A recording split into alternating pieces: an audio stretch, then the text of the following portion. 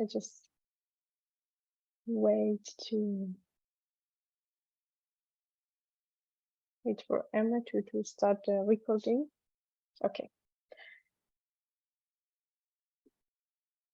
So hello everyone, and welcome to the 5th session of the Predatory State, Conflict and Resistance seminar cycle on authoritarian neoliberalism and resistance in contemporary Turkey, insights from countryside and beyond. Today's session is marked by the disasters of the recent earthquake on the border of Turkey and Syria. And more than 99,000 people have died as a result of these disasters. We are deeply sorry for all the lives lost in this disaster. So in these 2 weeks, we saw many shocking images, destructions of huge buildings, public dissatisfaction with the government's management of the crisis, notably in the Kurdish towns in Turkey. Just an hour ago, I saw a copy of an official decree on Twitter signed by Turkish President Recep Tayyip Erdogan, in which it declares that Hatay Iskenderun, where thousands of people died in this earthquake, is no longer a disaster zone just for 1 year ago. And on the other side, in Syria as well, the Turkish state's occupation and isolation of Afrin, canton of Rojava, and its rejection to provide aid all underlines the fact that the scale of disasters should not be seen as a purely natural phenomenon. Today's session on the political economy of Turkey under the rule of the Justice and Development Party can be helpful in our understanding of the rule of the state in Turkey, in turning Turkey into a disaster zone. So let me start by presenting our speakers. Today we have 2 speakers like every time. We have Sinem Kavak, she's a researcher at Lund University Center for Sustainability Studies, Roel Wenberg, if I pronounce well, Institute for Human Rights and Humanitarian Law. She gives a speech based on a co-edited book with her colleagues entitled Authoritarian Neoliberalism in Turkey, Construction, Consolidation, and Contestation, and as well her work on grassroots resistance against commodification of rivers across Turkey.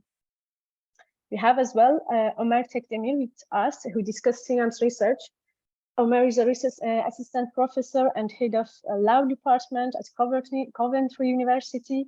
This is the 2nd time we have Omer with us. He presented his book on the political economy of the Kurds in Turkey last year in the cadre of our seminars.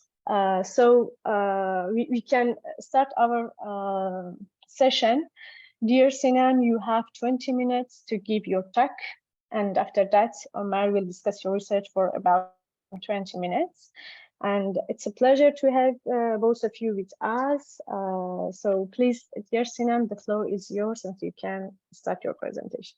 Thank you, Sahar, and thanks everyone for joining, and thank you for inviting me, and the timing was incredible now. In the beginning, when we were discussing with Sahar that for me to give a seminar around these topics of predatory state and resistance, I thought it would be suitable enough to talk about authoritarian neoliberalism framework that we are building, and also my own research in the hydropower development, privatization of water sources, this possession of the locals and resistance. But now, after the events of past week, after the earthquake that you introduced and the tragedy and all the incompetence and corruption behind it, I actually took the liberty to focus more on the earthquake, the system, the political economy of the system, and the state that we are talking about. And I will give examples regarding pre and post-earthquake, how we can also use this framework to understand the disaster and all the racial and the gendered and every impact of it. So if in the audience, I'm sorry, I took the liberty, but if someone in the audience that is particularly interested with the water grabbing that I will mention, but not as deeply as I envisioned, we can more talk during the Q&A and everything. So And I would like to add a crucial note.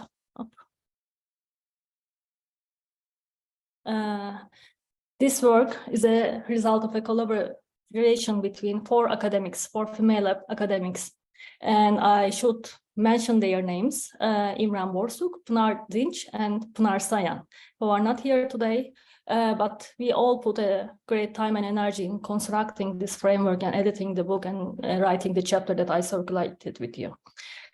So let me first begin by explaining how we came up with the framework of authoritarian neoliberalism. I think it's important to understand the roots because we just didn't come up together and say that, okay, authoritarian neoliberalism, let's write something about it because it's sexy these days now.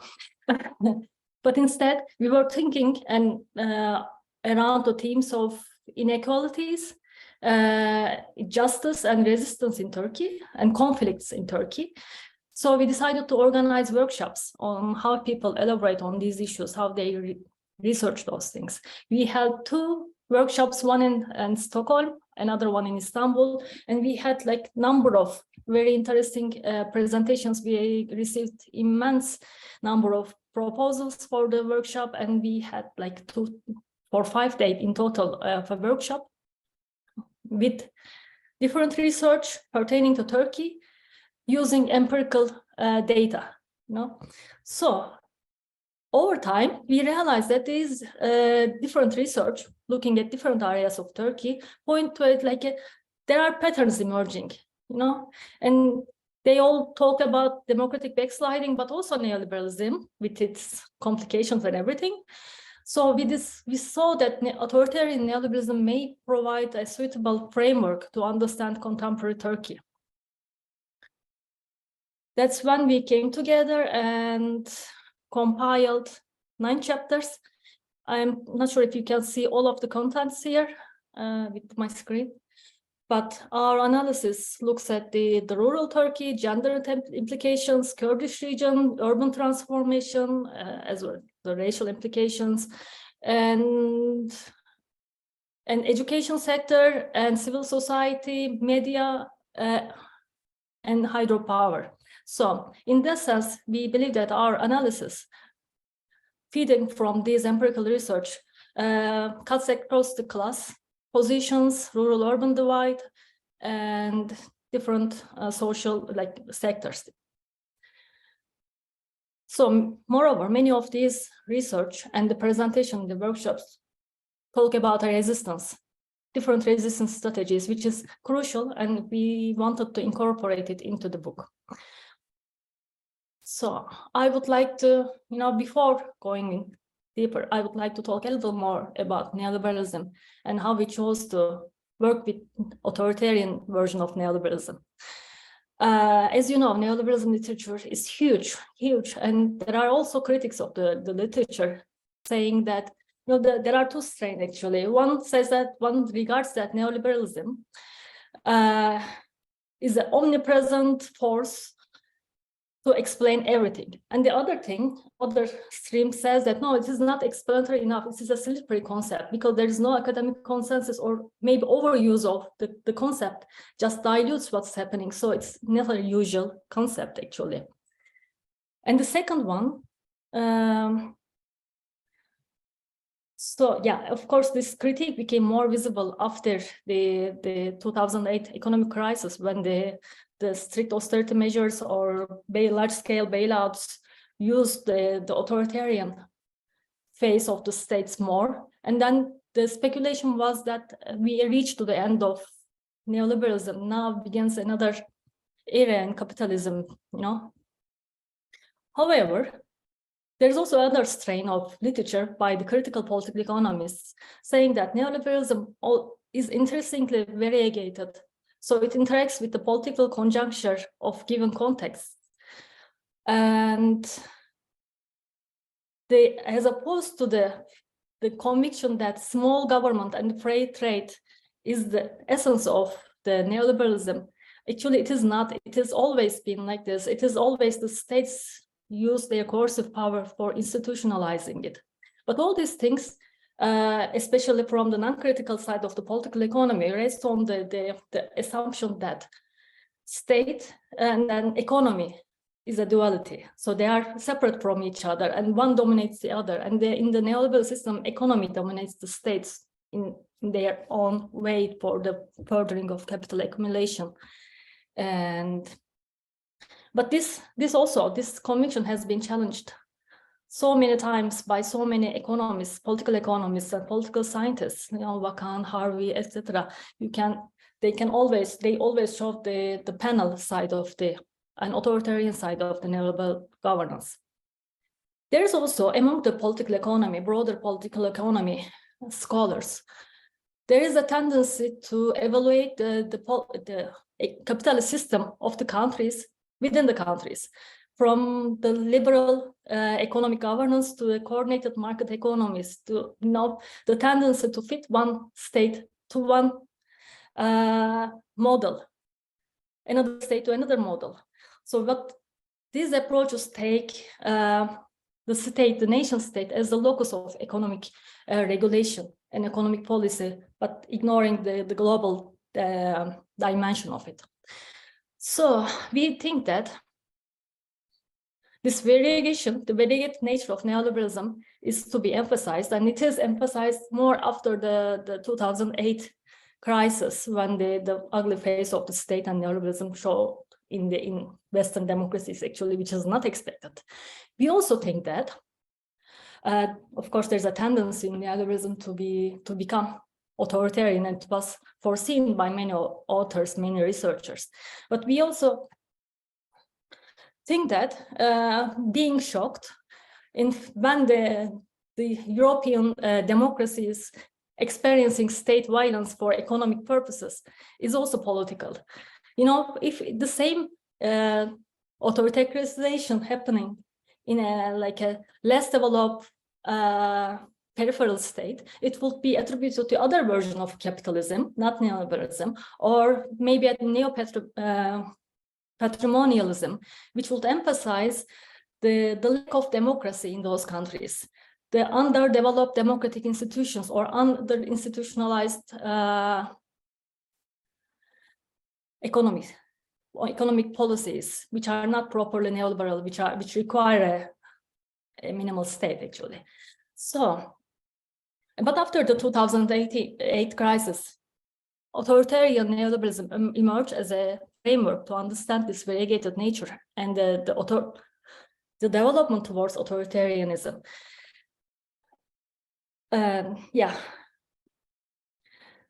So in the book, we explore the mechanisms and common trends through which authoritarian neoliberalism manifests itself at microsites of accumulation, bringing the accumulation dimension, keeping it always there. And we focus also on understanding the multiple mechanisms and repertoires of resistance against it.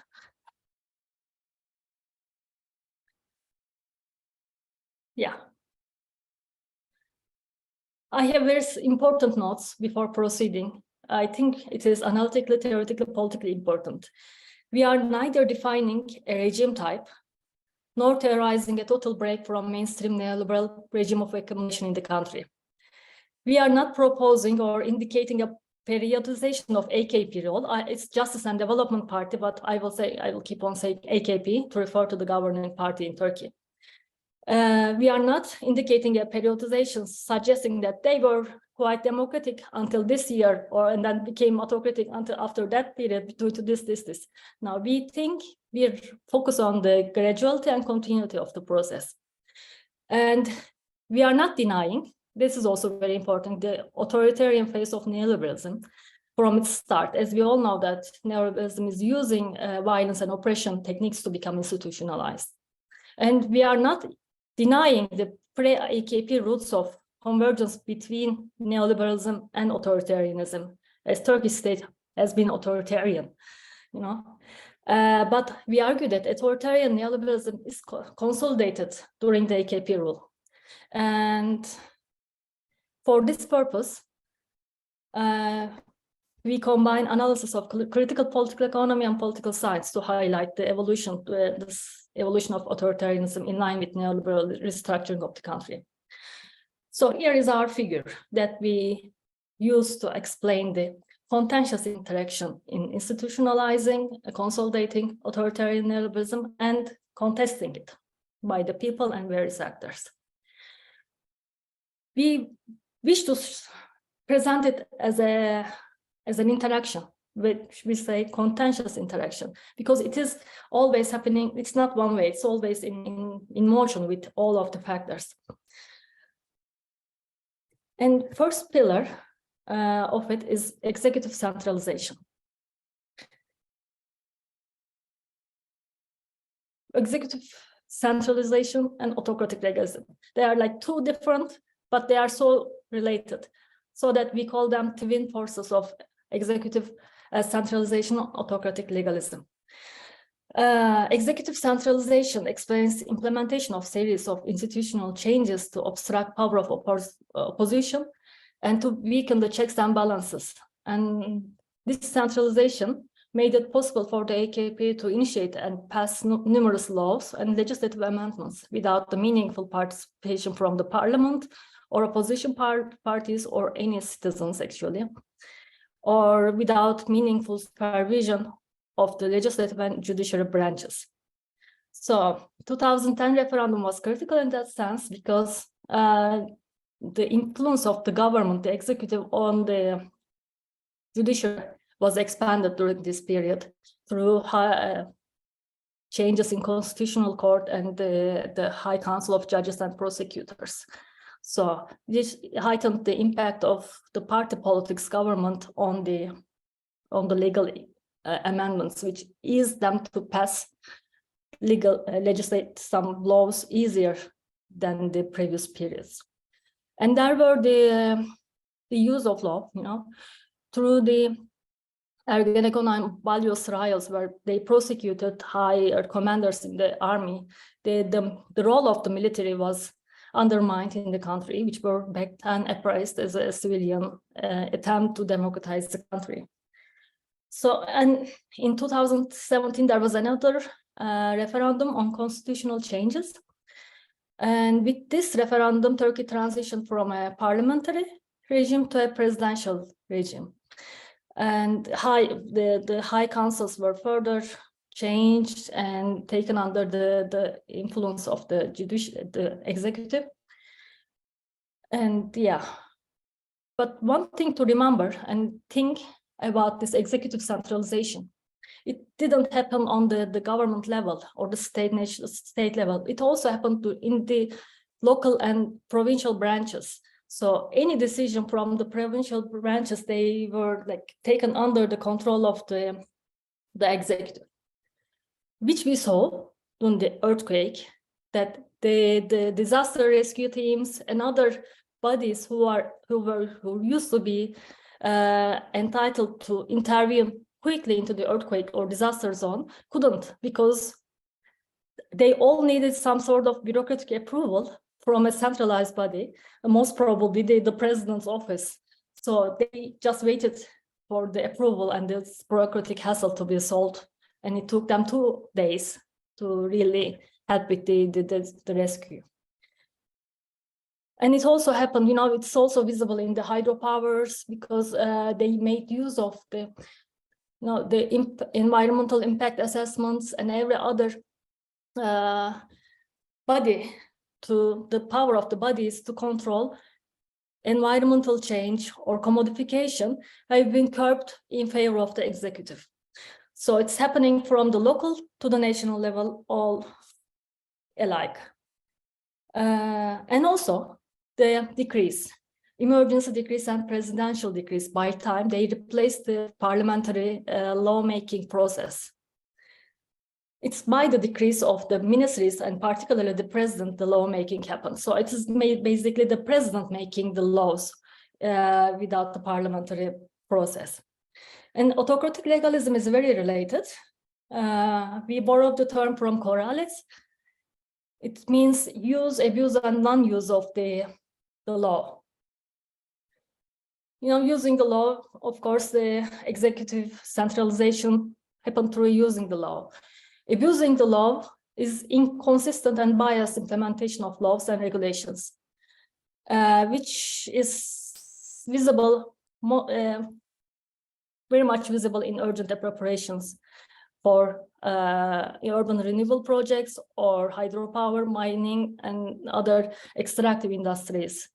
I don't think I have time to go in depth with those, but that's why I'm a little fast around these topics. Another example, for example, took place in higher education on the appointments of university presidents. The authority was given to President Erdogan through an emergency decree. So you can see how this autocratic legalism happens, you know, one giving authority to himself by itself. This is what we call with autocratic legalism, which is its relation to neoliberalism. We identified violence-fueled rentier accumulation as the third dynamic and the pillar of authoritarian neoliberalism, which the accumulation in Turkey is rentier and very fast. It rests on displacement, commodification, and asset transfers, along with privatization and like. It is always described in the literature as a form of primitive accumulation or accumulation by dispossession or accumulation through reconstruction. But development of new forms of environmental, rural, and urban governance allows private appropriation of the means of production and privatization of public goods, resources, and commons. My own research on hydropower development shows that. But along with a lot of chapters in this book, I will give you 2 or 3 examples very briefly. One is, this photograph here you see is from Sur district of Diyarbakir against the insurgents that took place in 2015. I think I may be confusing. The government, the military intervened with tanks and total military force to kill and destroy the whole neighborhood. The neighborhood was a lower class Kurdish and neighborhood, mainly Kurdish, composed of the IDPs resulting from the civil war of the years. So this very low, poor neighborhood was intervened by the military. It was revanchist, it was against the Kurdish movement, and the roads and the buildings were destroyed. But what happened after that was significant in terms of authoritarian neoliberalism. This area is turned into an urban renewal site. And the fantasy was to build a traditional Toledo-like touristic attraction. The people were displaced. They were not paid maybe like very symbolic amounts, or those who resist, the properties were confiscated through urgent expropriation law. Then the area was, there are new buildings in the area, and then which were sold for 20-30 times of the original payments made to the residents. Also, some of the residents were so much in debt that because they were credited for huge numbers, they cannot really pay back through this urban transformation or collective housing laws. Second example I have is from greenhouse production in Turkey. Turkey was composed of smaller peasant households. The Western Turkey, majority of Turkey, rural Turkey, is composed of small-scale rural households. This example is a textbook example of how neoliberalization turned into an authoritarian version of neoliberalization. Because following the tobacco law, tobacco used to be a subsistence and a very much important crop for the households in the region. But first, it was opened and liberalized through IMF reforms. Then the peasants stopped producing tobacco, became workers. And then, on contrary to the smaller worker, like smaller peasant households, one big pro-government business group came, confiscated most of the land, that is used for the pastures and everything through municipalities, through asset transfers by the government. They built a huge greenhouse where the female peasants, ex-peasants, are working as workers now, with lower payments and precarious situations, and also regulated through the prevailing patriarchal relations in the greenhouse. So these two are very significant because they are both racial and gendered, and it also shows that how the regime turns, uses force and coercion and business state alliance to generate that much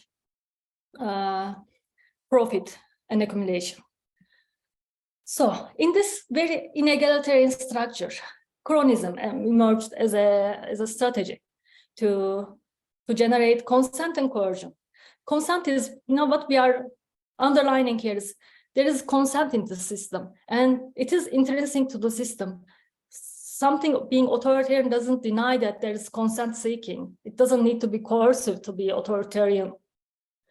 So the consent is institutionalized through cronyism, through assets transfers, delivering high budget public tenders to certain few pro-government business groups, donations by the groups to pro-government civil society organizations for tax pardons or tax exemptions, which we saw for the earthquake again,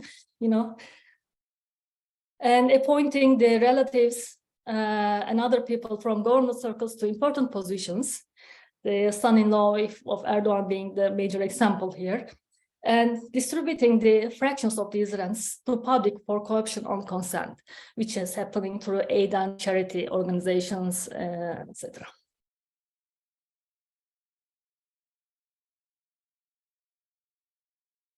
And also to suppress the contention among the public, criminalization of dissent and stigmatization played an important role. This is not only to suppress the opposition, but also to consent, again, to generate underpin consent among the AKP constituency through using morals. Talking, stigmatizing people, for example, academics for peace, as being dark, supporters of terrorism, Western puppets, etc. These stigmatization codes have resonance in the public, and it makes people to consent to government's coercive practices, because, and maybe I didn't have time, but media ownership is very problematic. It's in the hands of a few pro-government business groups. So the ideas were always broadcasted on the mainstream TV channels to consent and coerce the dissent, actually. And replacing democracy and rights in the ideological realm with the markets and morals, this is Van der Brown. It's happening, actually. One key example we saw 2 days ago during the donation night on the mainstream media for the earthquake victims.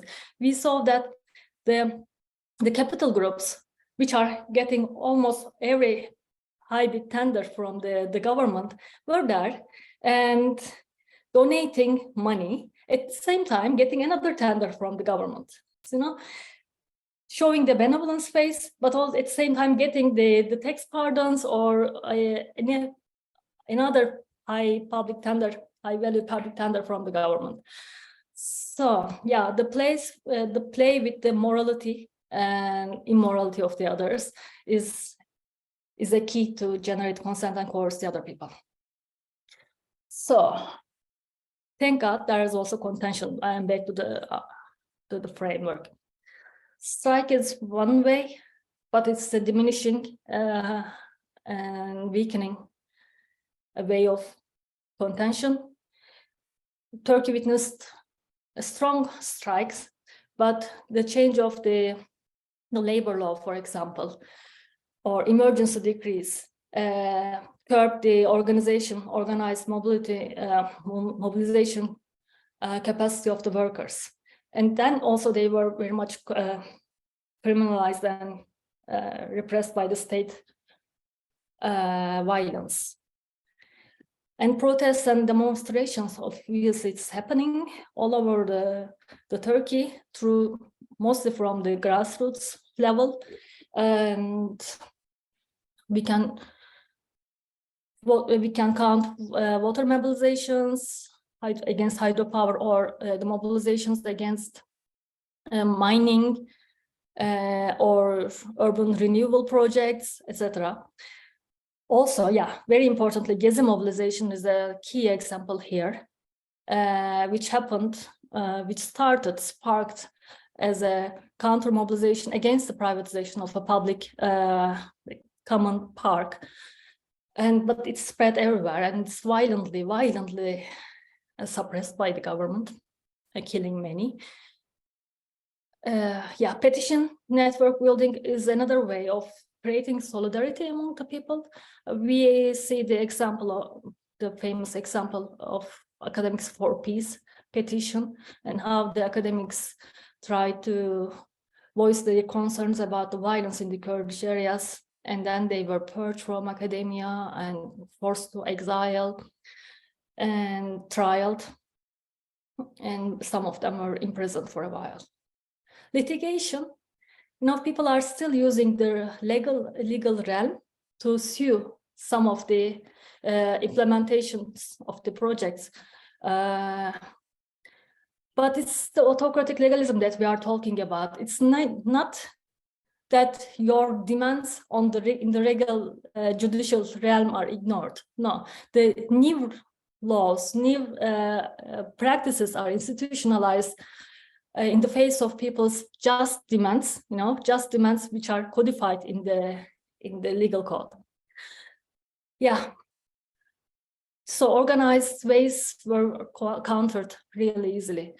Everyday struggles became important. We saw that in this greenhouse example, the women who were trapped by the workers, like formal employment and patriarchal practices to discipline their labor. We saw that everyday struggles of those people were really important for them to survive, which, for example, took the form of slowing to adjust the work of the slowest worker in the line. So they were creating solidarity to bypass the practices. And armed tax, we discussed for hours on this because we have very few examples on the armed tax, but we also think that some of the organized insurgent groups' activities and violent activities against the dam constructions or mines in their regions, blocking the roads, changing the environment. These activities can be counted under the armed tax. Since we are developing a framework, we just wanted to include it. So yeah, I have two small notes before finishing. There's also lack of resistance, which is critical, I think. While we see these various mechanisms of resistance, there's also a lack of resistance. And interestingly enough, we saw it in the urban transformation project in a upper-class Istanbul neighborhood, where the secular residents complied with the urban transformation project of the government because it aligned with their class interests. Actually, they weren't, even if under the same circumstances, they were made to make profit out of this project. So it's another class dimension. And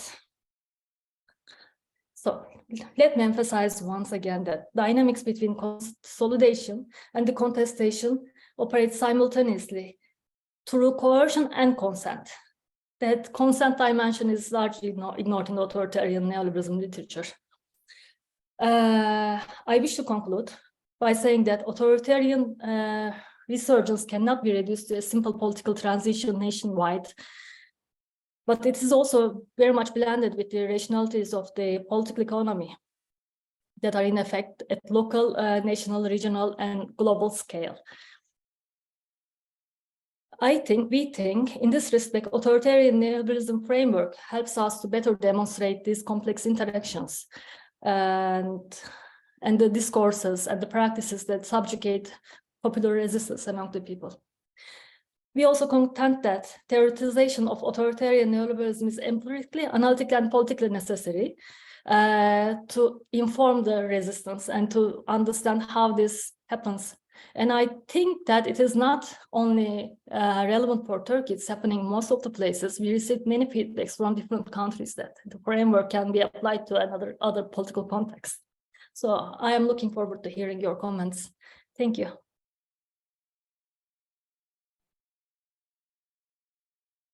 Thank you so much, Sinem, for your interesting talk and speech. There's a lot of points to discuss, but now is that I give the floor to Omer to discuss in more detail your research. Please, Omer, you can start. Thank you very much. I'm not going to use any presentation. Thank you, Sahar, and your institution for kind invitation. I'm very pleased to be here. Before starting, I would like to also express my deep sadness and sincere condolence to the families who lost their loved ones. And I think there are no any words that can describe the people's pain. So, yeah, once again, just want to mention it. I think Sinem and other colleagues have done great jobs that analyze and respond and even offer some of the valuable concerns regarding these the system called authoritarian neoliberalism that caused such tragedy we have actually witnessed during the earthquake. That also led me to think and thought two different questions, asking two different questions based on my reading this book. One is, as Sinem was asking about lack of the resistance, what should be as the nature of the protest movements? Or is it necessary to have an emancipatory or progressive ones in order to respond to neoliberal, authoritarian neoliberalism? That also brings question of the populism I would like to a little bit discuss later on. The second question is, what will happen after the resistance activities, such as we're talking about strike, demonstration, petition, so on and so forth. And once the square movements, as you're probably aware of the, from the Occupy movements, austerity movements, Arab Springs, Gezi protests. So, okay, once they left the public space or the square, then what? What will happen? Okay, we done demonstration, we done activities, then so what? I think this is going to sort of, be allow me to create a discussions. Hopefully, we can respond it together during the discussion as well, Q&A session. The also argument in the book reminds me the Chantal Mouffe's idea of the post-politics. So I think the country and the book itself shows that Turkey is in post-political time. What I meant by this. There are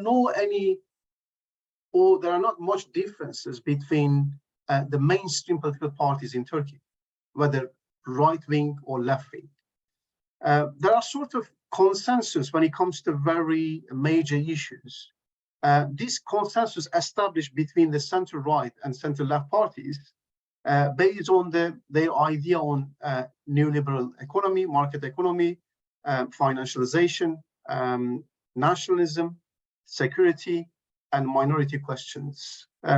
Let me explain the differences between governing parties alliance, which is called People's Alliance, and National Alliance, which is constituted by 6 opposition parties, which is led by main opposition party CHP. I think differences between them, I think I could actually give an example of menemen dish. I don't know really whether you are familiar or not. This is, some people maybe know as shakshuka. It's a dish, main ingredients, scrambled eggs with tomatoes and pepper, if you like. So the differences reminds me when we show this menemen example. One, the one side use onion, the other side doesn't use onion. I think this is the only differences between those two alliances when it comes to the major politics in Turkey, especially in terms of the neoliberalism. So therefore, this creates many people believe that they don't have a voice, although they do have a vote in a parliamentarian system. So it's not really working properly anymore because of the presidential regime understanding. But people doesn't have any real alternatives because they are struggling to find the party who could actually really represent them. So people's sovereignty and demand have been undermined. Democracy has been backsliding and goes towards the kind of illiberal component of the democracy, because there are urgently needs distinction between the right and left, which we don't have it anymore. So this consensus also create inequality. So the book also clearly mentioned it. But this inequality no longer affects only poor or working class in Turkey, but also large part of the middle class Turks, who shares the majoritarian identity, surprisingly, who is Turkish ethnically and Muslim by religion, including their secular version of Muslimness, became the subject of this precarization. So they are actually, Sinem also mentioned in Gezi, they show clearly their dissatisfaction regarding existing regime. The ruling party is constructing a people or national will, if you like, through an exclusive ethno-nationalist and religious discourse is rumbling. The rhetoric of New Turkey is ruptured by the recent economic, political, social, and ecological, including COVID-19 crisis. So confrontation and antagonistic relation between the underdog and power bloc is changing, particularly after the recent earthquake disaster. The system, as Sinem was talking about constant and coercion, according Antonio Gramsci's idea, is in an organic crisis because the old is dying and the new cannot be born yet in the case of Turkey. Therefore, the authoritarian form of neoliberal system let the people protect themselves and mobilize around the unorthodox political parties, such as People's Democracy Party, which is I actually call Kurdish-led and left populist party, and as well as a very classical socialist party called Workers' Parties of Turkey, Türkiye İşçi Partisi. So, and as well as some of the civil society organizations, such as Ahbap, acting quite actually effectively and efficiently during the earthquake crisis and trying to help people, mobilize the people. Even Madonna actually referred these civil society organizations to her funds to help these organizations rather than government itself. That was an interesting point. So that reminds us Karl Polanyi's double movement approach, because even the book argues, I quote, while the state applies various mechanisms to consolidate authoritarian neoliberalism, it continues to be challenged. According to double movement approach, Polanyi states the economy is embedded, right? We all know that in a daily life, until market economy dominated and became hegemonic, which disembedded the economy itself from the social relations. It commercialized the goods, such as labor, land, and money. But we know all that this is a fictitious commodities. Why? Because they became good or commodities against the nature of these subjects, people's power, or land, or money itself, financialization, which we clearly see in the case of the Turkey, how badly these lands or people has been used for the sake of the neoliberal authoritarianism. Given these inhuman forms of this neoliberal economy, society seeks alternative kind of creating counter movements against this unnatural system. The society creates some sort of circle to protect itself against the destructive damages of the market economy, and as well as it is market economy order and it's market economy society, because it's against their nature. They want to make sure that the certain relations still is in there, such as solidarity, aid, and helps. I think this is a very challenging moment for the market economy. However, the resistance to these locations didn't necessarily take in a democratic form, because Polanyi also shows us that when people respond to such a crisis and against a neoliberal economic system, whether it could be like Roosevelt's New Deals, or could be in a sense of the fascisms, like Hitler fascism, or in a very illiberal case of Stalinism. So I think that makes Polanyi quite different than Orthodox Marxism, because, and as well as quite fit with the idea of the Gramsci's counter-hegemonic movement. Because of this, these people goes beyond working class. It's not only working class can respond, maybe, if you like, working class can lead such responses, some counter movement or counter hegemony, but it's not limited with the working class. As you can see from the identity politics of the today's Me Too movement, Black Lives Matter, and other different type of the new social movements, shows that it's not just the only working class, but it's a very wider. So you could actually see LGBT movements, feminist movements, and land movements, nationalist movements, freedom movements, liberty movements, so on and so forth. You could actually add these movements all together. So as we said, this perspective resembles with Antonio Gramsci's hegemony idea, the hegemonic order in Turkish case, and struggle of the counter-hegemonic agents for alternative hegemonic projects. So in this case, I hope you all ate already. I give another example, another metaphor to show, I think the idea is here, rather than making Menemen to put everything together, smash it. Instead, this idea, which is constructing new political frontier, or Ernesto Laclau says chain of equivalence, or in a sense of Gramsci historical block, we are offering here potato salad.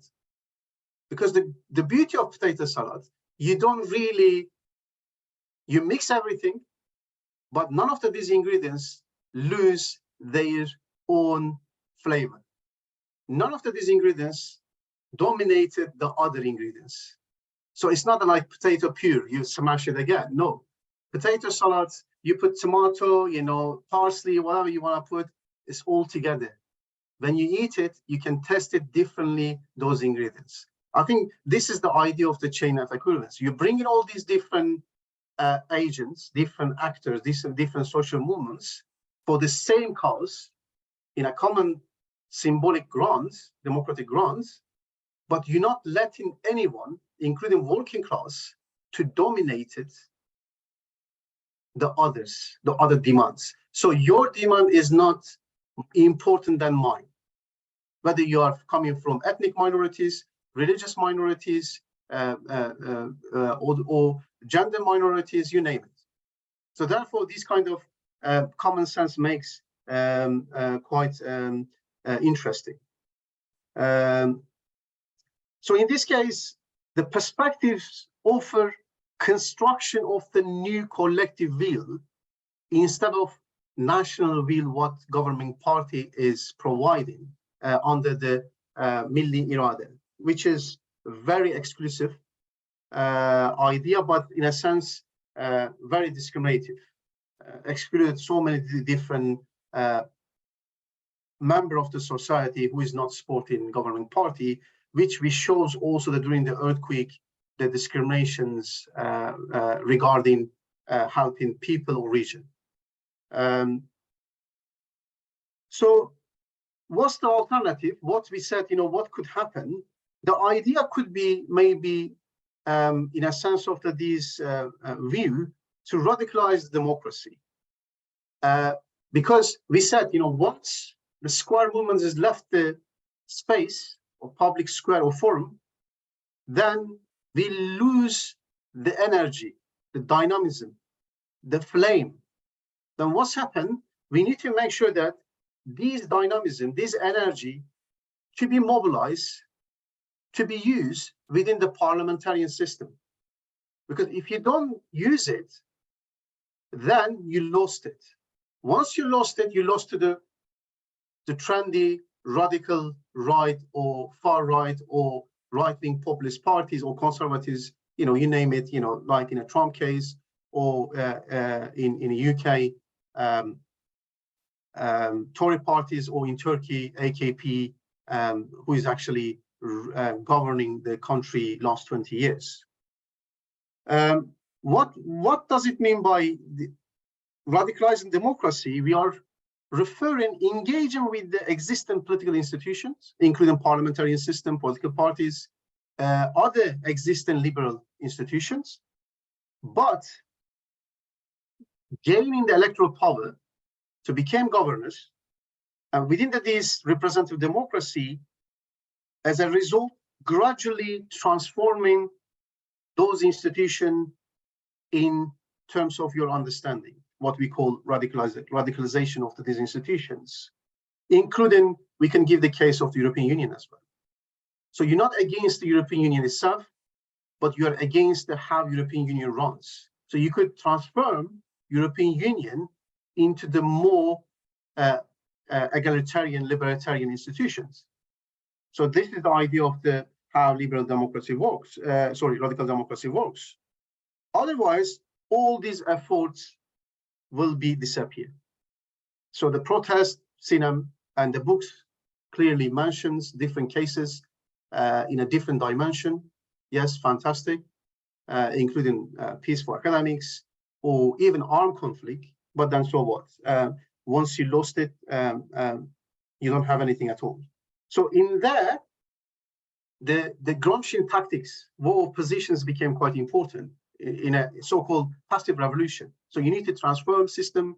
In a sense, you need to have evaluation rather than revolution, direct revolution, because today's society is not anymore welcoming violence or direct revolutions. So how Gramsci says, you can't make these Russian-style democracy in the street of the Paris or London. People, the civil society, therefore became quite important in here. So you need to let the civil society make such changes rather than arm and violence. So especially current economic crisis, and including the health or ecological crisis, bring the question of the legitimacy, which Sinem was mentioning, the consent and coercion dynamics. I think the current government in Turkey losing the legitimacy and consent of the majority people during these economic, social, political, and as well as environmental crisis.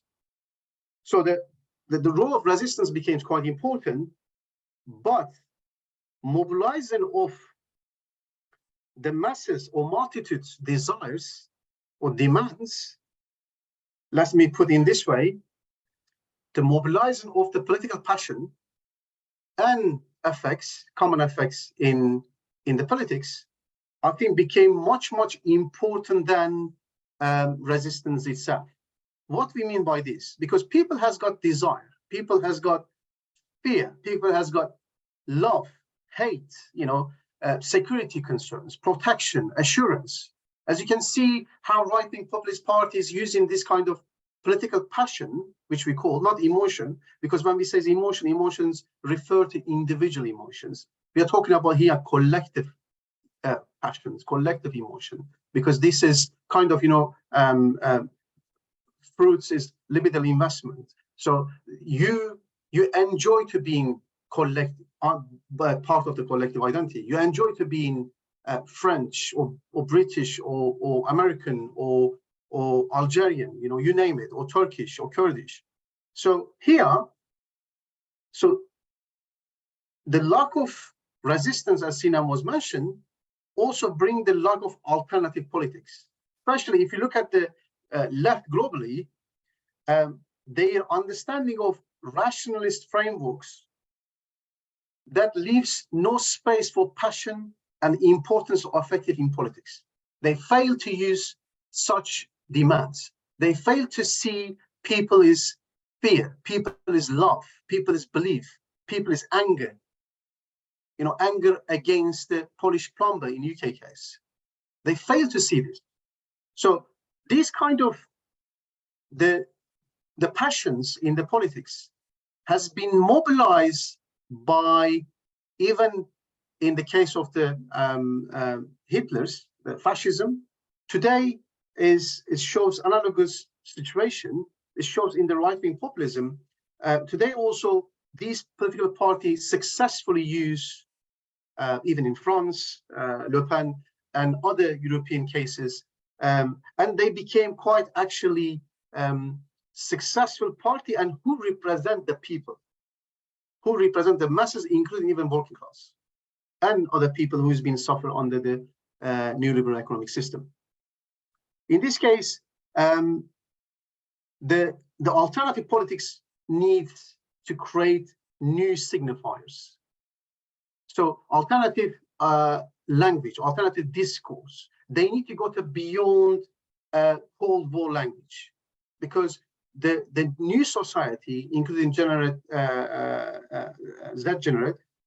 they are not really buying this old language. So they need to find the new sort of, you know, language to communicate to these people in order to create kind of success. It's happened before, like case of the Syriza, Podemos, or in the case of the you know, Labour Party under the Jeremy Corbyn. It was a trend, but it failed. But that doesn't mean it's failed because it's wrong. That's the reason why we refer to the idea of the war positions rather than war of maneuver, because we are referring is building tactics, creating consent, creating counter-hegemonic culture in order to respond hegemonic order, existing hegemonic order. So let me just finalize by saying that these kind of alternative politics can be established among heterogeneous demands, as we mentioned the potato salad. Please do not try at home. And then towards a common aim, despite the fact that there are differences. So you need to bring all these different demands. And I think this is why I said, you know, in the beginning of my talk, the opposition party in Turkey has failed, because they ignore one of the third biggest party in the country, HDPs, because of their Kurdish identity. So if you are actually doing this kind of attitudes, then it's quite actually difficult to argue that you bring in something new to the country, or you became an alternative against the existence order. So it's just a kind of, you know, changing players rather than bringing something new. Therefore, it's important to mention this one, and it's important. That requires synchronize between political parties, because political parties itself is not good enough, and new social movements. Thank you very much. Thank you so much, Omer, for your discussion. I give you the floor. Sinem, you have maximum about 10 minutes to respond, and so please. I will require less, actually. Thank you, Omer. Yeah, one thing about me, I am an utter pessimist. So I always fail to envision what's going to be good and emancipatory. Rather, I always see the rise of right-wing nationalism, religiosity, etc. Those angles as a more probable outcome of such a system. So I thank you for the comment and for the explanations of how to think about the more optimistic future. So your first question, is it necessarily, does it have to be emancipatory? No. Most probably, as you explained, using Polanyian double movement, and under those circumstances with global crisis of capitalism, I think that the most probable outcome is the emergence of more backward-looking, oppressive movements, and a backsliding actually there. But it is also very important to closely look at the more emancipatory projects, how they are organized, how they are inspired, how they come together, what kind of cross alliances they get into. Referring to your potato salad, there, I have two comments. It is a very good description of what a nice dish looks like, but you all have to be very careful with garlic and lemon you put in it. You know, overkilling with lemon can ruin a potato salad, even a potato salad. So we shouldn't be really overemphasizing one aspect of the society over the another. You know, weakening workers' rights, worker organized movement, and emergence of new social movements. We have to find a way to link and coexist them, not pouring more garlic from here or lemon from here. That's the political standard I am holding for now. Your question on the Occupy movements and what happened when the public left the space. That's very good, because I couldn't have time to explain it. But we have some examples in the book on how media activism, do-it-yourself media activism, can work as a counter-strategy, counter-hegemonic project against the mainstream media propaganda. You know, we have a very excellent chapter. I think you should maybe check by Özdezen. I can share with anyone here if you can email me. She is looking for how people, like smaller oppositional groups, create their own media channels, YouTube channels, for example, or any Twitter thing, and how this action is also a counter-hegemonic attempt by the people against all the repression. And yes, solidarity is a way, and that we saw immensely during the earthquake. But I think we are living in a period that enables so many things for the grassroots mobilizations. One example is digitalization, actually. Use of social media or digital technologies to organize the counter movement against any repression. What we saw in the earthquake, how people use the Twitter to save the other people. That's very important, you know, transforming, like sharing, posting, retweeting where people live, what people need at what village. You know, we don't have a vision of this. We don't have any information from the government, from the public authorities coming. But through this, you know, we know that that village in Adıyaman or that village in Antakya needs tents or anything, or there is a person underneath the rubble who is still alive. So we should really go there. People were going there, not the rescue teams in the beginning. So some people go there and try to rescue those people. This is, I think, important, and it's very much used through the use of Twitter, etc. And some IT people, they came together, made a map, an interactive map, putting all the debris and the collapsed buildings and searching for help. Like on that one click, you can use it, but you have to put your effort in it. You have to think about it. And some random people coming, like a group of random people coming together, organizing such a big information channel is a huge thing, I think, that makes me somewhat optimistic about the future. So this digitalization, I think, is a key that we saw when the government banned Twitter during the earthquake. So they were really afraid of such sort of spaces, new spaces, which didn't happen before, existed before. And post-politics, I agree with you. Under this, you know, executive centralization, autocratic legalism that we talked about, and the parliament, the elections, I feel that myself, I haven't think of academic terms, but it feels useless and not really producing the outcome. We were hopeful during 2015 elections. You know, after that, the events that followed made me more pessimistic about the politics and the formalized parliamentary politics leading a change in the country. So yeah, it is.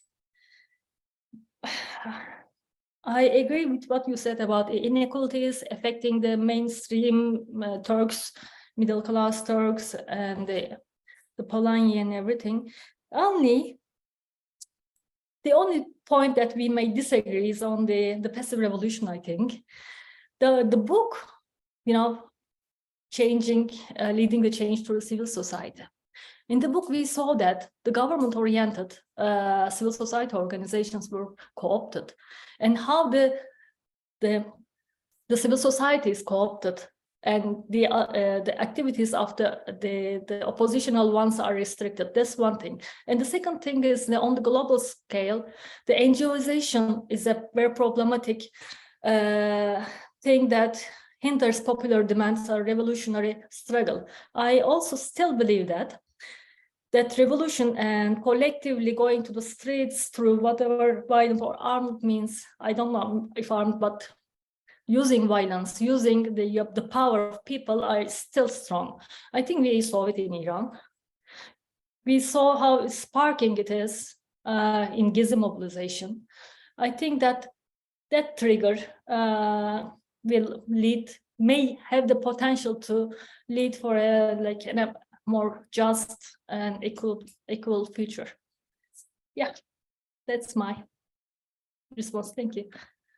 Thank you so much, Sinem, for your response and comments. So I think it's a time to give the floor to the public, and I know that we can start by Professor Asutay. He would like to intervene. Please, Professor. Thank you, Sahar. Thank you, Sinem, for the discussion on your book. And my apologies, I haven't read your book and any chapter of it. But of course, I'm very much familiar with the discourse and the content that you have in the book. And thank you to Omer also providing a response. I think a couple of things that I want to put on the table as part of discussion rather than any question. One is the issue of authoritarian neoliberalism. It is, of course, heavily discussed all over the world. There's a huge literature out there, a number of articles and books.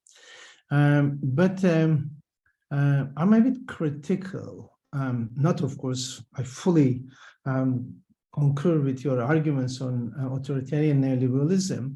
It's just the selection of the geographies that we label as authoritarian neoliberalism. However, certain geographies, we call them just neoliberals. And that is something that substantively, perhaps not necessarily a correct distinction. Just in order to explain, indeed, we have this authoritarian tendency in Turkey, and number of countries in the world has immensely increased in recent years, the use of power. But in certain places, such as Europe, and I have been in the UK for long enough to observe, in the UK, the power is not used to produce the same consequences. And therefore, such as the UK case, we would not call them authoritarian neoliberals, but because power is visibly used in Turkey and other places, we call them authoritarian. By nature, authoritarian. However, the processes, I'm referring to processes, because same consequences. When I look at the issues around commodification of everyday life is an important issue, is an important criteria for us, including commodifying human lives. I mean, I'm teaching an undergraduate module in the business school. I'm just throwing some ideas to students, and no one is picking it up. Although this is a new generation, they are around 1920, it's amazing opportunity for them just to pick them up. Okay, okay, the whiteboard marker is not working. So I tell them that, look, guys, you have been paying a lot of monies, and even the marker is not working, and no one even smiles. So this silent recognition of the power and normalization of neoliberalism, somehow because parliament works and there are certain agencies through which we can complain, although we don't get any result, somehow we think that this is okay, this is neoliberalism, because power process is not included. But because visibly in Turkey or Latin America, wherever it is, visibly politics involves, then we call them authoritarian. But when I look at the emergence of neoliberalism, when we look at the essence and the substance, to be honest, there isn't much difference in terms of consequences that we have. Therefore, I think, again, I feel that academia, one way or another, again, is biasing towards one particular geography, that is the West. So we call them neoliberals. But when it comes to the rest of the world, where there is the heavy implementation, but electricity is heavily commodified in Turkey, it is heavily commodified in the UK as well. Everything, the life, the working. I mean, in UK, you see that unemployment is low, not because people work, because you have 0-hour contracts. How neoliberalism produced the similar results. But of course, the consent, the process, perhaps authoritarian neoliberalism relates to consent, how you create the consent. Here, you create the consent through welfare state. However, over there, you use different means. As we can see in Turkey in the last 20 years, the use of religion as well has become an important factor to create the consent. So consent is manufactured. Here is manufactured, but in a civil manner, such as the everyday life, how it is shaped by social media and etc. So I think that distinction, again, by referring to decolonizing the knowledge type of argument, I think that distinction is somehow perhaps is very fictitious when we look at the origin. So the conservative government over the years, on the last 12 years in the UK, is producing the same result. And I do remember when more than 1 million people were walking on the streets of London against the Gulf War. Tony Blair, that day, he was in Edinburgh, and he was saying, 1 million, so what? Okay, so what? Again, producing, but just the means, of course.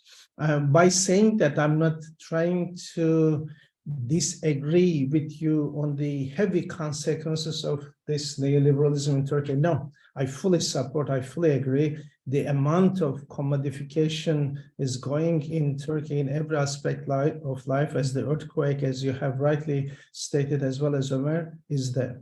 So this is, in terms of decolonizing knowledge debate, I think this is important because I'm looking into rentierism. How we have been using, in particular Middle Eastern studies, we have this idea of rentierism. The Gulf countries are rentiers. Gulf countries are rentiers. Well, look at the transformation of UK, how it moved from manufacturing economy to financialize the economy so that it could create the necessary rents to distribute to the society to silence them. Brexit is a good example of that silence, for instance, how the upper or the aristocratic class played with the working class to produce that fictitious consent. So that one aspect. The second aspect I feel, which we discussed this with Omer, and perhaps it is missing in the case of Turkey in the analysis. Authoritarian state, the working of authoritarian state is discriminatory. In other words, for some part of the society, the alliances, they have access to resources. although as we have seen in the earthquake as well, they face the same consequences, but they have access to resources. But certain part of the society who are not part of the alliances, they will not get those benefits, if I use the term. In other words, rather than using public policy, and that's an interesting discussion, in distinction, perhaps we should consider, instead of using public policy to impose a very heavy neoliberalism to the entire population. Of course, you have public policy, but in order to, a heavy public policy you have, but in order to moderate the consequences of that heavy neoliberalism, certain sector of the society, such as religious, nationalistic, conservative part of the society, will get additional benefits and excesses. So when we look at, for instance, the transformation of wealth, as you have used, for instance, one of the holding companies, when you look at 20 years ago, their wealth and what they have today, the accessibility to resources. But similarly, accessibility to coach holding has declined. Coach holding has to create itself. So public policy, you have a general public policy applying to everyone, but the consequences of that public policy is moderated for the rest. When we look at the amount of scholarships available, conservative, religious, nationalistic circles, for instance, again, those scholarships, the sources of those scholarships coming very much the public purse. Through the tenders, as you were mentioning. So this discriminatory nature of the working of authoritarian neoliberalism is something very interesting to see. We have been talking with Omer for a long time, but we haven't written this. Hopefully one day we will. And there are amazing cases to look at on the ground. So therefore, it's very interesting to see that everyone in the society is not affected in the same manner. Even when we look at the earthquake, the responses to earthquake from town to town, city to city has been different, whether they are although Adıyaman is an interesting case because Adıyaman heavily supports AKP, despite it didn't get any support. But Hatay doesn't get it. Of course, Kahramanmaraş, certain parts do not get support and etc. So that discriminatory part of authoritarian neoliberalism is another aspect.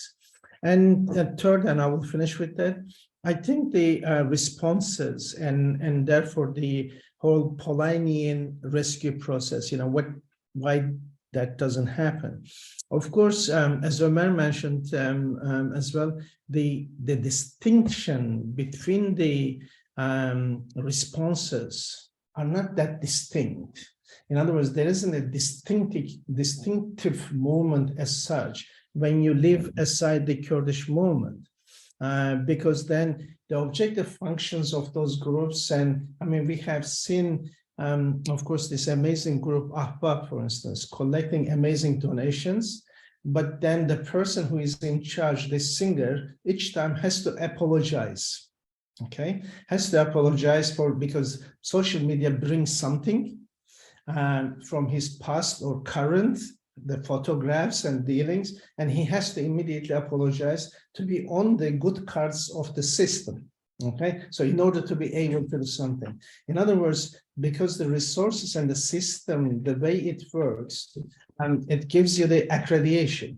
So in order to get accreditation, in order to be acceptable, somehow every moment at one point, break away and has to join in a way to the sources.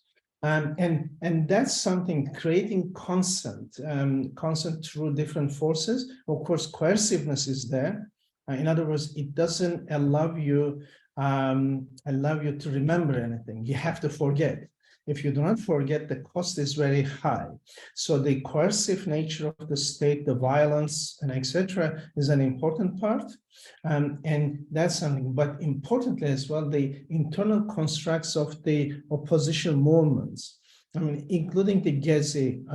Of course, I respect all those people who have been out there, who had been out there. But on the other hand, when we look at the central support given to those people in Gezi entirely undermined the whole Gezi movement, because they were the people who are the products of the neoliberalism. So all these businessmen, for instance, or all these Nishantashi and Teşvikiye people. I always say that those people who live in Teşvikiye and Nishantashi, who were very much in support of Gezi movements and showing there in social media and etc. I wonder whether when they go to a cafe in Nishantashi or Teşvikiye, would they consider the life of those people who are working there as waiters or working in the as a cook?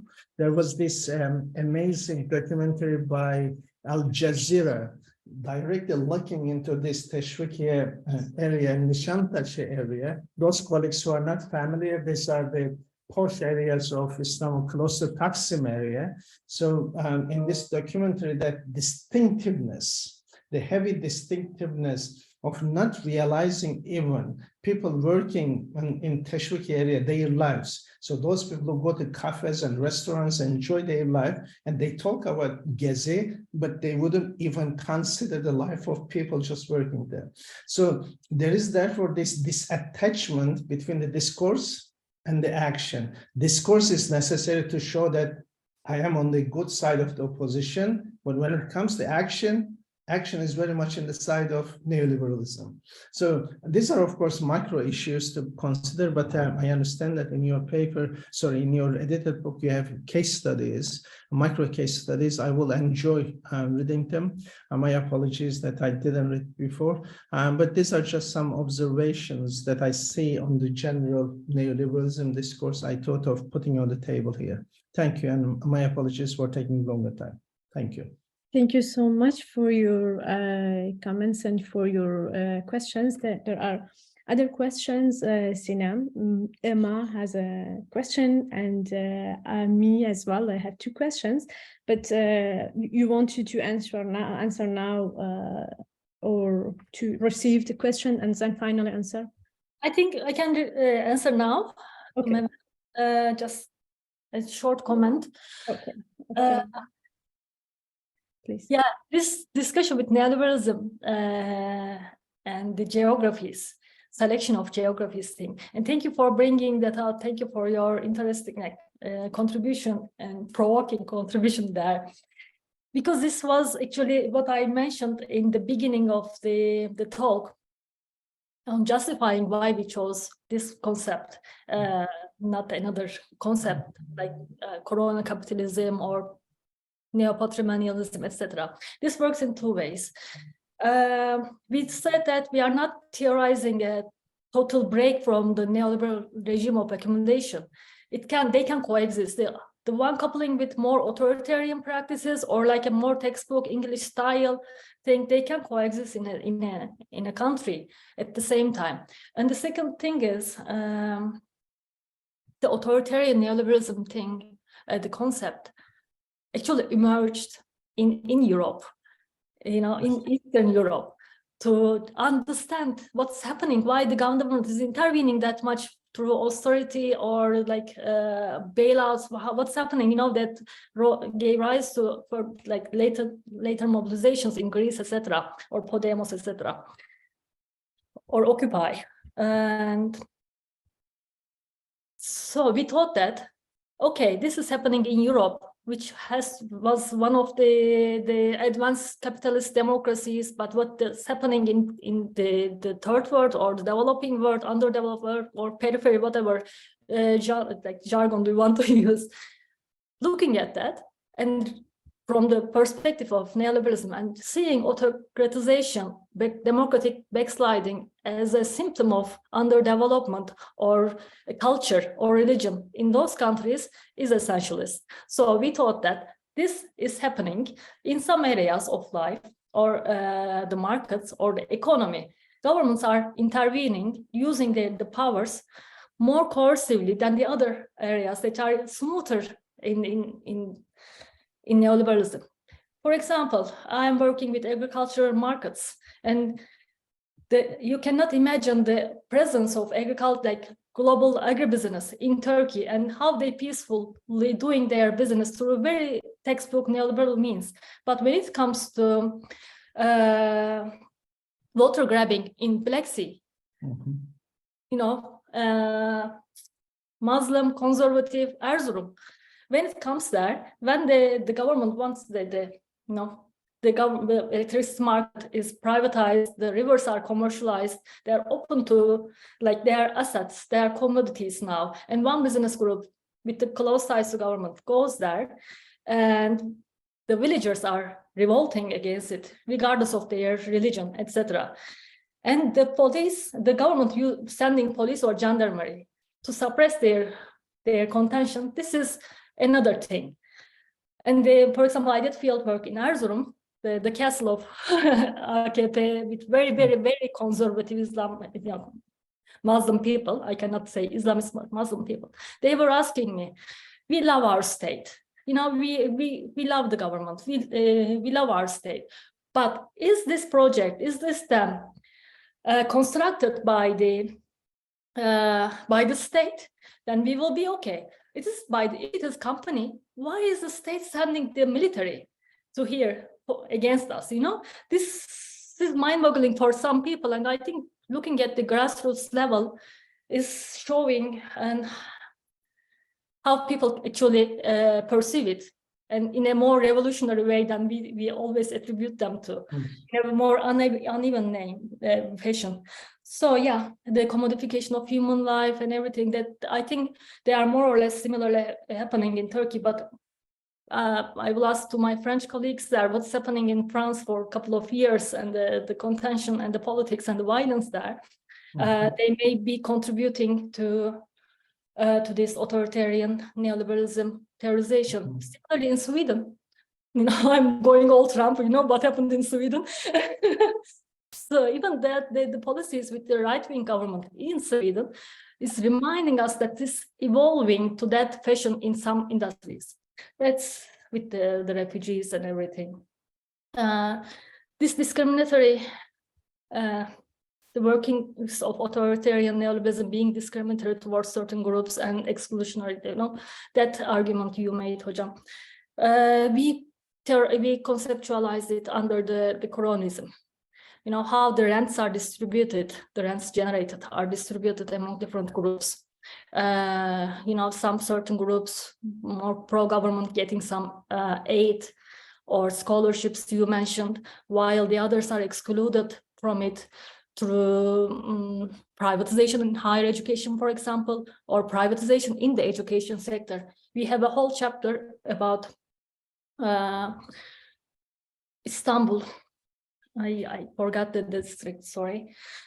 How the people's houses working with the lower class students, because they cannot access proper education due to privatization on the one hand,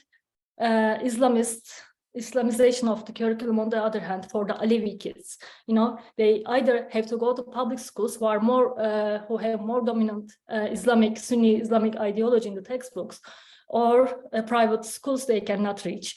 So the grassroots by the organized movement there helping the kids to access some of the education at least.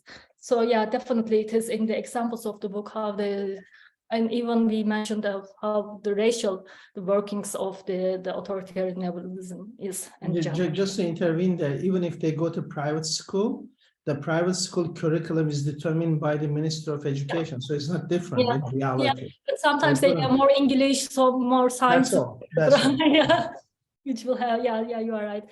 Yeah, this is that, yeah. Okay. Thank you. Thank you. Thank you so much, Sinem. So Emma, want to intervene and ask a question? I have as well two or maybe just one question, and if there is another question, just write your name, and because there is a little bit time. So Emma, please. Yeah, thank you so much, Sahar. Thank you for your presentation and the very interesting discussion. I'm not at all a specialist of the region. I barely know like the dynamics, so I learned a lot. thanks to your presentation, but I'm very much interested in the question of land commodification and land grabbing. And myself, I am researching on Latin America and specifically Brazil. And I think it was very much like thought-provoking to hear your presentation and the discussion about Turkey, because I think Brazil also asks some, well, allows to ask some provocative questions. And I would like to hear you, especially on the articulation of coercion and consent, and maybe the place of the state within that in your framework.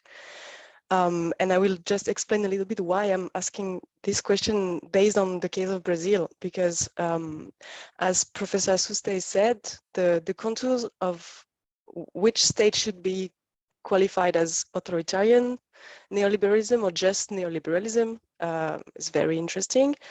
And in Brazil, the PT, so the Labour Party administration of Dilma Rousseff and Lula da Silva, the two first terms of Lula da Silva, were often qualified as neo-developmentalism or neo-extractivism. And some authors debated whether, well, maybe neo-developmentalism should be equated to a new kind of neoliberalism. And then came the Bolsonaro administration, and obviously the style, the coercion, the link with the military is totally different than under Lula or PT administrations. So should we use as an indicator the force of coercion, or the depth of how coercion is used by the state? So if yes, well, then Lula should not be qualified as neoliberalism. But if you look at how big project, including for hydroelectric power, for instance, a huge dam was built under Dilma Rousseff and Lula da Silva, and it was actually a project which was first created under the military dictatorship, the Belo Monte Dam on indigenous land, with using the direct power of the state, like the eminent domain of the state by direct expropriation. Yeah, so maybe I would like to, sorry, to make it shorter, to hear your thoughts, but yeah, where is the limit under authoritarian neoliberalism? What is the limit for like autocratic legalism? I mean, where does it start? You know, if it's just any state activity, or like the articulation with coercion and consent under the state. Thank you. Thank you so much, Emma. I think I can add my question, because it's related as well to the framework of authoritarian neoliberalism.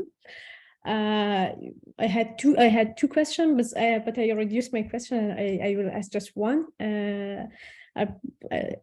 Before, I just want to say that you have really exciting discussions. Your book contains rich empirical works, and I think the strong points of your work is focusing on the resistance, especially an important and interesting subject for our seminar cycles.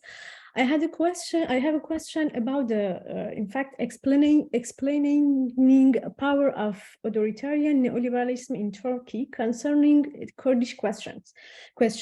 As you will know, a key issue for the Turkish states is to deal with the PKK and to eliminate the Kurdish question. In this context, the state's action are not limited just to Turkey's border. The war against the PKK and the Kurds has extended to the territory of Syria and Iraq. It has a strong military and political presence in western and southern parts of Kurdistan. Moreover, inside Turkey, so the state attempts to crush the resistance capacity of the Kurdish people under the pretext of fighting terrorism. So I want you to know how the framework of authoritarian neoliberalism can provide insights into the relation between the Kurds and the states in Turkey, both economically and politically. The question is, are there differences in economic policies of the Kurdish states in East east of Turkey compared to the rest of Turkey? And how can these differences be analyzed within the same theoretical framework if these authoritarian policies are relatively new for relatively new for some parts of Turkey? For the Kurds, they go back to beginnings of the 20th century until now. So until today. So I want just to know how this framework can explain the relationship between Kurds and states in Turkey. Thank you.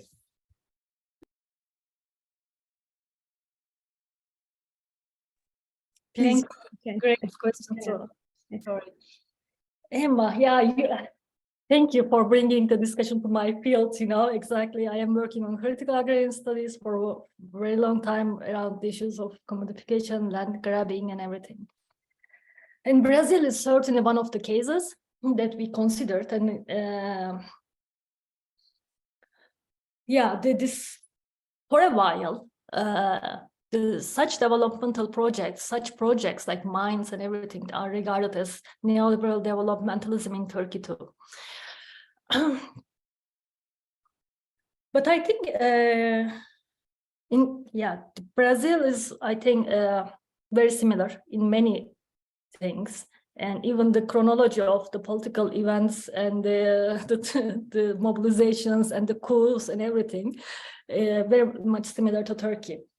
So I want to emphasize once again that the question that I answered to Professor Mehmet, that with neoliberal the authoritarian neoliberalism and neoliberalism can coexist simultaneously under a political rule. And as I said in the beginning, it's not a regime.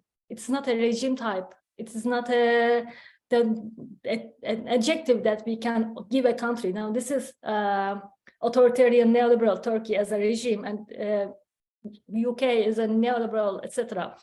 These are, I think your point on the coercion is underlining the distinction. If it is not coerced by Lula, but it is lucrative, it is rent generating, it is a capital accumulation, this can be neoliberal. But Bolsonaro supporting the meat production in the areas, Amazon areas, while they were burning, or etc., or like really intervening, this through very much coercive means, it can be more authoritarian form of neoliberal accumulation.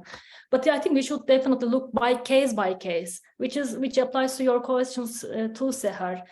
Since I am not describing a regime type, state's relationship with the Kurdish issue can be evaluated from different patterns, from different concepts, using different concepts. Building of Ilısu Dam, for example, in the Kurdish area, can be an example of authoritarian neoliberalism, like the displacement in Cizre after what happened, after that. Which, let me think, I need to, for this type of conclusion, reaching the conclusion, I need to get the facts straight. But I don't think any repression in the Kurdish area since the 20th century cannot be categorized under the authoritarian neoliberalism. Likewise, any neoliberal policy going on in the western part of the country. For example, the same example I gave, the tobacco privatization in Western Turkey is a neoliberal thing. But what happens afterwards through the discipline of the gendered labor and how the land is gathered in one hand pro-government business using the court decisions, any court decisions, or suppressing the voices of people who are resisting against it through coercive means, I think it's more authoritarian phase of neoliberalism, or more disciplinary. But yeah, I have to think about these things more in depth. Yeah. Sorry, do you remind me what your question was? Is there anything that I haven't answered in your question, Sahar? Yeah, it was about I think I get your answer and the necessary to work if I to work more on the use of explaining the Kurdish question regarding the the cut and authoritarian neoliberalism. I think my question is not just related about the regime types in Turkey. But it relates to the political economy of Turkey and political economy of the Kurds in Turkey. So we cannot explain the political economy of the Kurds without talking about or speaking about the state's nature and the state's relationship with the Kurds. So that's why I think that authoritarian neoliberalism maybe for the Kurds it's not the best framework to use to explain, because there is differences, there is great and important differences between the east and the rest of the country in Turkey especially. So that's why it was my question, and I get your answer. Thank you so much. Yeah, exactly, that's the thing that I'm saying. The regime, when there is the state, Turkish state, all the violent history with the Kurdish population, there are many other tools to look at. There are many other frameworks. But as I said, when we look at how the displaced Kurds from Cizre are becoming cheap labor forces in some global commodity chain for, I don't know, whichever commodity, then it shows the racial impacts of the workings of neoliberalism. I think it's important to note how certain populations, certain groups are more prone to going to the deeper sides of the labor market or marginalization than the others of the country. I think, the other segments of the country. In that sense, it's definitely uneven. It is racial and gendered, as I said multiple times. It is definitely racial. And we will see more of how racial it is after when we look at the reconstruction of the earthquake zone. I'm sure. Thank you so much, Sinem, for your answer. If there is another questions or remarks, we have about 10 minutes. So please feel free to intervene or to add something if you want.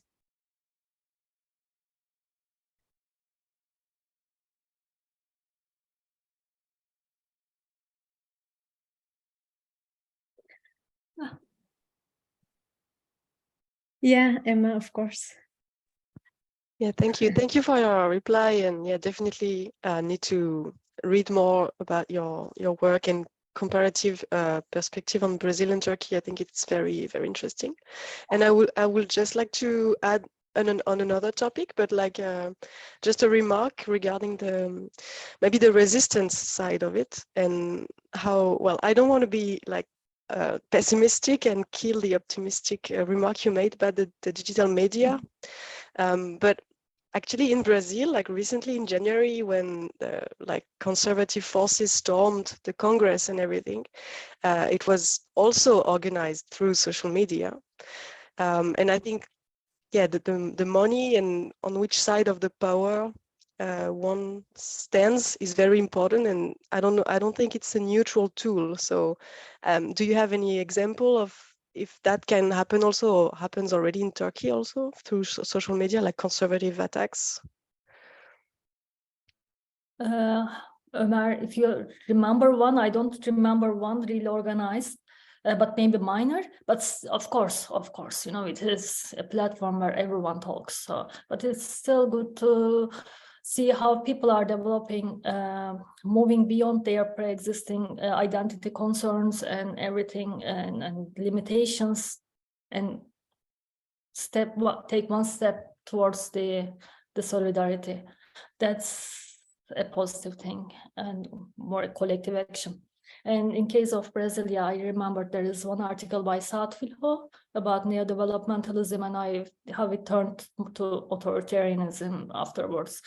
I think he was explaining it step by step. Yeah, if I can send you if you want.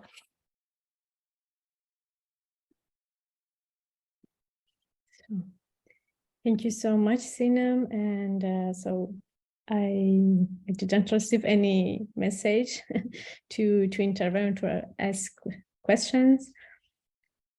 So we can maybe finish. If you have something to add, Sinem, please. It was a very stimulating discussion. I think it also took my mind off the earthquake for a while. Thank you. Yeah, of course. I imagine it's not easy to work as well in such an environment, and emotionally, irresistible. Really, it's the same for us in Iran. It's about 4 months. We don't have a daily life really. So thank you. I can imagine that. Yeah. Thank you so much, Sinem. Thank you so much, Omer, Professor Astey, and other for your participation, for this great discussion and exchange. So you just we can finish here and hope to see you in the next program we have at the end of March. It will be in French, but you will receive the announcement of the seminar. Thank you again, and wish you a good evening. Thank you very much.